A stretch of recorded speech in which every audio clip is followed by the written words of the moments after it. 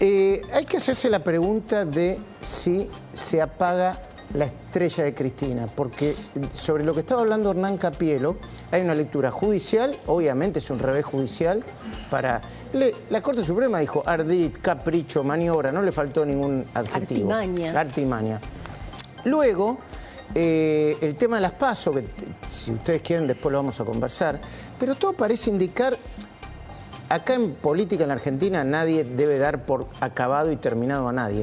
Pero de a poco, yo te diría sin prisa pero sin pausa, se está empezando a apagar la estrella de Cristina. Y una de las pruebas, si ustedes quieren empezamos a compartir, es esta rebeldía anticipada, una especie de querer generar un conflicto de poderes. Héctor Recalde ayer, ni bien se entera de la decisión de la Corte, amenaza de nuevo a toda la Corte con juicio político. ¿Lo compartimos y lo charlamos? Digamos que podríamos construir un manual de violaciones normativas con la resolución de la Corte. Es una facultad del Senado nombrar a sus propios representantes. Por donde se lo mire hace agua esta decisión. Y hay un conflicto de poderes acá. La última instancia es con relación a los temas del Poder Judicial.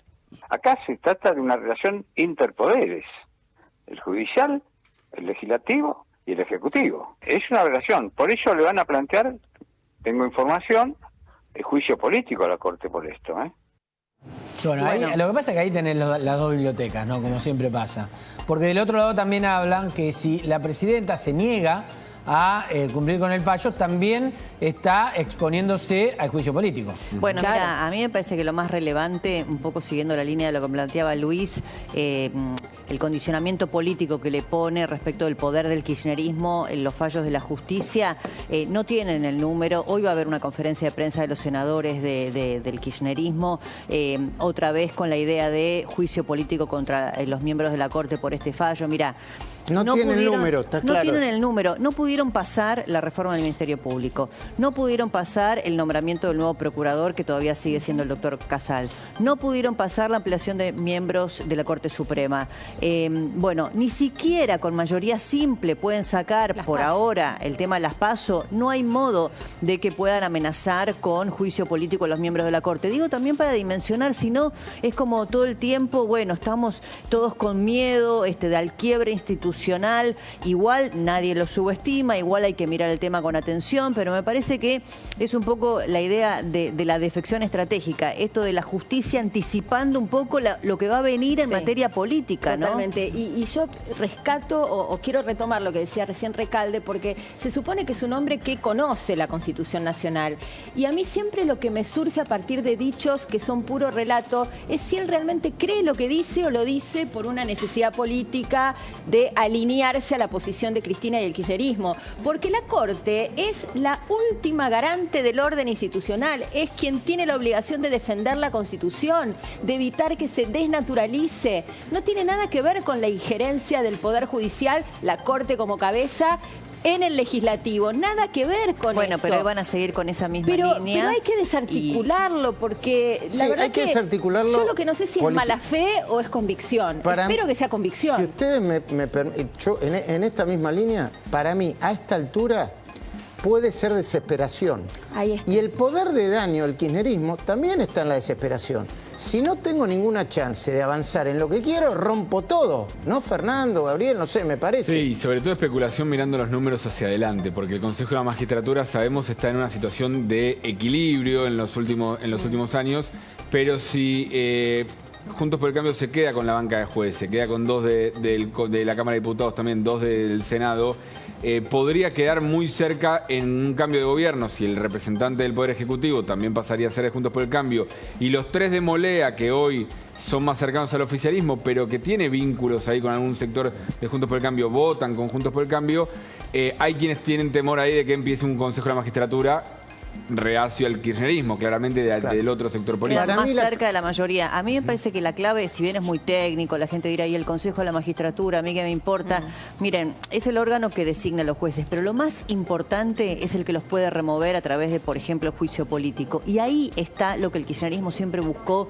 procurándose la mayoría. Por ejemplo, el doctor Ollarvide, al que salvó la mayoría peronista en el Consejo de la Magistratura cuando fue su jury en el 2001, ¿qué hizo después? Sobreseer a los Kirchner en materia de enriquecimiento ilícito. Se les están acabando los jueces títeres, ¿no? Y ese es el problema. Igualmente, para mí, el más importante todavía es el límite político. Mariana Zubik, ayer, en Voces, habló del límite político que le acaban de poner a Cristina. Y ella conoce bien lo que pasa con el kirchnerismo, especialmente en la provincia de Santa Cruz. Importantísimo para las aspiraciones autocráticas de este régimen de gobierno, ¿no? En una de las tantas embestidas al Poder Judicial. Bueno, esto en realidad viene a raíz de ya un fallo de la Corte Suprema de diciembre del año pasado, donde dijo, mirá, tus aspiraciones respecto a meter la mano en el Consejo de la Magistratura son inconstitucionales, el Consejo de la Magistratura debe conformarse por 20 miembros, y ahí es donde la Corte pide, ¿no?, en la representación de las minorías, que se designe un diputado y un senador. Bueno, como bien en este fallo la Corte Suprema marca, fue una estafa, ¿no?, lo que llevó adelante el kirchnerismo. Dividiendo ese bloque. Lo que pasa, ¿sabés qué pasa? Es que el Consejo de la Magistratura, como decía Débora, se vuelve estratégico no solo porque designa, sino también porque remueve. Pero antes de remover hay algo que es la instancia que utiliza siempre el kirchnerismo, que es la de encarpetar. Entonces, encarpetan a los jueces para molestos, claro, y los tienen ahí encarpetados y tratan de subordinarlos. Cristina Kirchner va a necesitar mucho de esto para tener a los jueces que la persiguen con procesos judiciales. Cuando digo persiguen, es persecución judicial, ¿no? No es una persecución ilegal. Porque existe eso. Entonces, encarpetados para que esa persecución no llegue a un final que la perjudique digamos, en su conclusión. Con lo cual, esto es el temor de Cristina. No poder encarpetar más jueces de ahora para adelante. Y no asumir, perdón Luis, y no asumir la realidad de paridad política. O sea, el no asumir que hoy lo que hay en el Congreso es paridad política. Porque es cierto que esta composición del Consejo de la Magistratura se hizo en un momento político donde habían tres fuerzas, donde estaba el PJ, estaba el radicalismo, estaba el FREPASO, por eso le incorporaron a la segunda minoría para que tenga representación ahí también.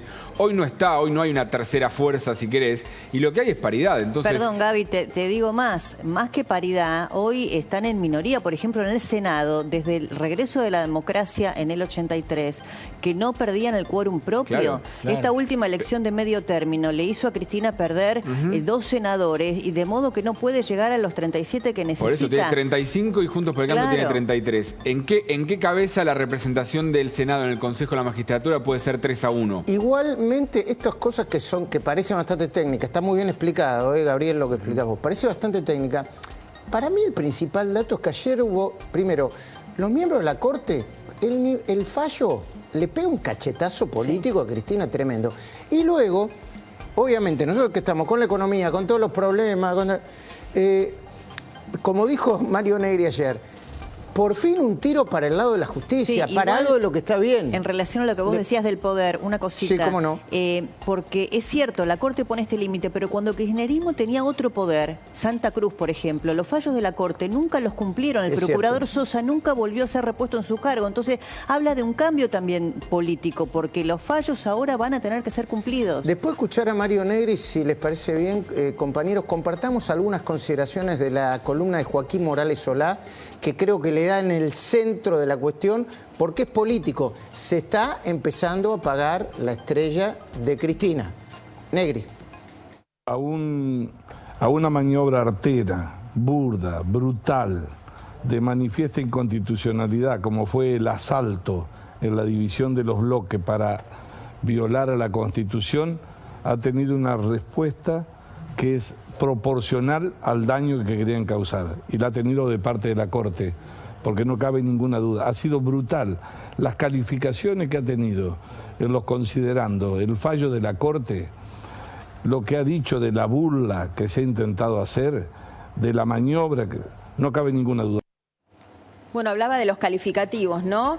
En una compilación breve: artificio, artimaña, ardid, maniobra, juego de sorpresas, buena fe violentada. Y me quedo corta, hay mucho más, pero, Firmada, todo en esta línea. firmada por 3 de los 4 jueces de la Corte, ¿no? Que están en Sí. actividad. Carlos Rosenkrantz, creo que dicen que único tenía el espíritu de Lorenzetti, ¿no? Rosati, ¿no? Yo Sí. no. Lo dice Claudio Saboya, que tiene Sí, lo mucha dice información. No sé si Hernán Capiero lo dijo, recién lo estaba viendo con ustedes. Y muy, pero muy dura. Muy dura. Igual el tema de la justicia para mí ahora vienen muchos temas muy preocupantes para Cristina, porque Otesor mira, Los creo que Sauces. recién lo decía Capielo, antes de fin de año, Otesor Los Sauces, te referís a la revisión respecto Sí. del sobreseimiento, Van a ¿no? tener que decidir la casación, si reabren exacto, la investigación. Si la casación dice, bueno, señores, Perdón, no Débora, pueden. Otesor Los Sauces, Cristina, Florencia Máximo y Máximo. claro. y Máximo. La sobreseyeron sin ir a juicio oral. Bueno, la casación deberá decir, bueno, pues hagan el juicio y veremos. Después, bueno, la causa vialidad, ¿no? Ya hemos escuchado a Luciani, ya hemos visto lo que pidió el fiscal, resolución antes de fin de año. Me parece que Cristina está viendo que el frente judicial es complicado y ya no le queda tiempo. Alberto no pudo cumplir con, bueno, el pacto inicial, le hizo sacar a la ministra Lozardo, ponerlo a Soria y mirá cómo estamos. Sí, no le queda tiempo y no le quedan herramientas también, o tampoco, mejor dicho, porque ¿qué se puede hacer frente a un fallo de la Corte? Yo sé que va a haber una conferencia de prensa al mediodía, que lo van a resistir desde el relato, que la van a victimizar, que volverán al lawfare, a la Corte adicta y a toda esta idea. Pero en los papeles, en la práctica, ¿cómo desoyen una manda de la Corte Suprema Bueno, de lo que se Justicia? están jugando es la instrumentación de cuánto tiempo se tarda en reponer a Luis Juez. Pero compartimos un poquito la nota de Joaquín Morales Solá, así le agregamos otra mirada, Fernando, Gabriel, Sofi. A ver, la nota de Joaquín, Nico. Está. Cristina, una política derrotada. Llama la atención que siga vigente en un partido que fue siempre veloz para reemplazar los liderazgos políticos perdidos, pero su peso político no es el mismo que el de hace 3 años. Si ustedes pueden bajar hasta el primer párrafo, ahí Joaquín Morales Solá recuerda, ahí está, que Cristina perdió en estas elecciones en los últimos 3 años, 5. ¿Viste? Porque uno se olvida. Sí, es verdad. 2009, después del conflicto con el campo, las testimoniales. 2013, cuando Massa partió lo que hoy es el Frente de Todos.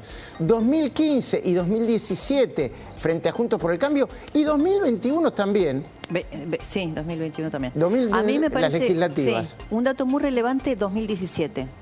¿Por qué? Porque en el 2017 fue ella misma la candidata que perdió con Esteban Bullrich y me parece que mirar la elección del 2017 nos puede ayudar a pensar si Cristina... En lo que viene, en la elección que viene. Si Cristina podría volver a ser candidata. Muchos en la especulación política dicen, ¿y por qué sería candidata de una elección que puede perder? Bueno, ya lo hizo.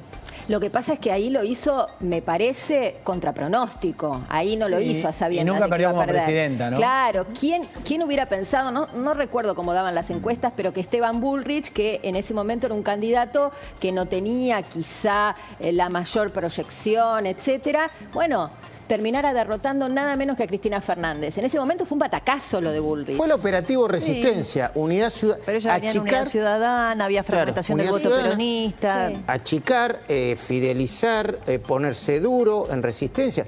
Recordemos que funcionarios nacionales fueron a la matanza a hacer resistencia. Sí, no estaba tan claro que Cristina ganase. Una especie de... No, primero estaba muy dudoso y finalmente Esteban Bullrich... El problema de Cristina es que Cristina detesta los límites. Detesta que le pongan límites. Lo que pasa es que hay límites que, digamos, que le ponen, a los cuales no se puede negar, cuando son las urnas las que le ponen el límite, ¿no? Pero por eso detesta a los periodistas que la critican, por eso detesta a los fallos judiciales que le ponen límites, como este, último de la Corte. Pero claro, ya cuando el límite se lo pone las urnas, es otra cosa. Lo que yo no sé si ella va a estar dispuesta a que el límite de las urnas se lo ponga como candidata a presidenta. No, claro, eso no. Porque yo te firmo es hoy, otro cantar, no va a ir a perder. Lo que están haciendo es otra vez el plan Platita, ¿no? Que sin recursos, entonces uno se pregunta cómo. Esta es la Fíjate, bueno, hemos visto, ¿no? Ya el bono de 45.000 en 2 cuotas, ahora lo que pide Cristina en este acto público, que es, bueno, necesitamos otro refuerzo para que los trabajadores no pierdan frente a la inflación. En Quilmes ya sucedió. Mayra Mendoza acaba de anunciar un bono de 50.000 pesos. ¿50 lucas? Sí. ¿Un municipio? Sí. ¿Quién Y pudiera? 95% de aumento. Ahí lo vemos. Del salario de los trabajadores municipales tarea pendiente, porque como les dije, desde el 2015 al 2019 ustedes perdieron 20 puntos de su salario y eso no lo podemos permitir. Pero hoy les quiero anunciar que a ese 25, esos aumentos que se dieron durante este año, en el mes de diciembre al sueldo vamos a sumar un 5% más de aumento para todos y para todas, llegando a más del 95,4% de aumento tuvieron los trabajadores y las trabajadoras municipales de Quilmes durante este 2022. Nosotros y nosotras hoy vamos a poder contar a partir del mes de diciembre como bono de fin de año con más del doble de lo que fue el año pasado. Mayra. Bueno, qué suerte, ¿no? ¿Está escuchando Mayra por cucaracha? No sé, Sí, no sí. sé. Mayra, 2015-2019. Estamos en 2022. Mayra, perdón, me equivoqué. No, porque... hay 3 años que no existieron. Yo estoy contentísima porque tengo 3 años menos. Sí, yo también. Soy 3 años más joven. Para Sofi, O sea, por que ahí cumplo matemática. 46, no Sí, 49. claro. Somos Ay, gracias, bárbara. Mayra. Quedamos Mayra. congelados en el 2019. Sofi, ¿es así? Como dirían los niños cuando. ¿Es así? La verdad, no sabemos qué pasó con los salarios entonces durante la pandemia y los años siguientes. No importa porque no existió. Y además dicen cualquier cosa, ¿viste? Y cuando levantan la voz, ¿viste que ya no importa lo que diga? Dice, papá. Además, escucha, ahí ¿viste? para Sofi, ¿no? Ella festeja que los empleados municipales de Quilmes puedan tener esta recomposición salarial, como si fuese el todo. ¿No? Claro. No sé cuántos son, desconozco y me Cada vez alegro son por los más. empleados Pero vos municipales de fíjate que el Quilmes. relato kirchnerista se va alineando, ¿no? Pero ¿y el resto? No existió nada a partir del Sí. 2019. Alegría. O sea, Nosotros lo que existió fue los gobiernos de Cristina, el mal gobierno de Macri, a entender de ellos, la buena decisión electoral de Cristina de ponerlo al Alberto De volver, para ganar, claro. Sí. y después no existió nada. Y Massa, ahora vendrá lo que venga, que ahora ¿no? es amigo porque está administrando las consecuencias. ¿Cuánto le va a Sí, durar? y ¿no? le está poniendo el cuerpo. ¿Qué te que no es parece? poco. Pero Massa está haciendo un ajuste mucho más grande del que se ve. Y pero si el 2022 no existe, Sofi, ¿de qué ajuste me hablas? Sí, de estos Es meses. más que lo de Guzmán, ¿no? Lo de Massa. Sí, a Muchísimo ver. más. Y lo que tiene distinto de Massa de Guzmán es que Massa igual lo cuenta, dice, yo estoy haciendo un ajuste, pero es mucho más de lo ¿Cómo que... se debe medir el ajuste de masa, Sofi? Para que todo el mundo entienda. ¿Cómo está bajando el gasto? Realmente pisó la firma de transferencias a este ministerio, bueno, eso se frenó. Realmente está diciendo cuánto necesitas, bueno, realmente venir y mostrar. Menos a Aiza, ¿no? Aiza también, pero Aiza fue una Aiza no se confirmación de frenó, este año. Aiza fue. No, pero pensemos que Aiza está aplicando aumentos de tarifas de agua este semestre. Así que hay un ajuste que no es que Guzmán por ahí hace un ajuste y decía, bueno, que no se note. La Massa no solo está haciendo el ajuste, sino está contándole a todos, lo estoy haciendo, para ver si se tranquiliza un poco la economía. Y esto lo valoran por lo menos los economistas, Sí, los bancos pero lo ven. te pregunto en términos fiscales, porque no lo sé, ¿no? Por ejemplo, el bono de 45.000 en 2 cuotas, Sí. La posibilidad de exceptuar, que se están discutiendo ahora, el aguinaldo de las ganancias ahora en diciembre, el nuevo poco bono igual. que Cristina pide, eventualmente, si se hará o no, no lo sé. Todo ese costo fiscal, ¿es muy chiquito? ¿Es puro Que humo? Es un bono de 45.000 pesos a pagar en 2 cuotas y todavía a gente que no sabemos a cuántas personas se la dieron. Y además Porque te va mucho- comiendo iba a la las filas inflación. de mucha gente anotándose, pero después de que de ahí a que Sí. se lo aprueben, hay que ver a cuántos. Y A mí- recordemos que La había un duda, montón de Sofi- restricciones, no había planes sociales, no podía estar en ingresos, no podía tener ninguna propiedad a su nombre. Era mucho lo que ¿Cuánto de decían. ese ajuste de masa es real y cuánto del tema subsidio, sobre todo, se está yendo por el lado de nuevas deudas de Camesa que están intentando dibujarla por ese lado y no por subsidios que paga el Estado? Perdón que me meta, ¿no? El ajuste nominal es real. Ahora, el verdadero ajuste es la inflación, Ah, claro. chicos. O sea que... Claro. Aranguren el otro día me explicaba que cuando nosotros estamos subsidiando la energía, que este año van a ser 15.000 millones de dólares. Vamos de nuevo, 15.000 millones de dólares, no sé cuánto del PBI significa eso. No, pero es récord, desde 2014 no había 15.000 millones de dólares. Eso, una parte de eso, va a la inflación.